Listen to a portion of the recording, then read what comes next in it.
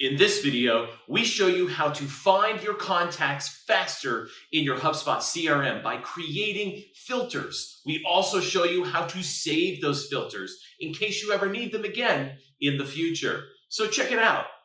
Go to your contact list, click Add Filter, and as you can see, there are many filters that you can use to find different contacts or to segment your contacts in different ways. You can do city, you can go by state or province, but I'm going to show you an example of how to find by the domain name. So I'm going to create an email domain filter that includes dundermifflin.com. Create the option, apply the filter. Now I'm only looking at 14 contacts. If this is a filter that you think that you would use often, save this filter as either a private filter for only yourself. But if you think it'll be useful for the rest of your organization or for the rest of your team, click on everyone and just name it, save it, and now you will always have access to it. How do you find this saved filter? Go to all saved filters. Any filters that were created by me are going to be here. Any filters that were created by others are going to be here.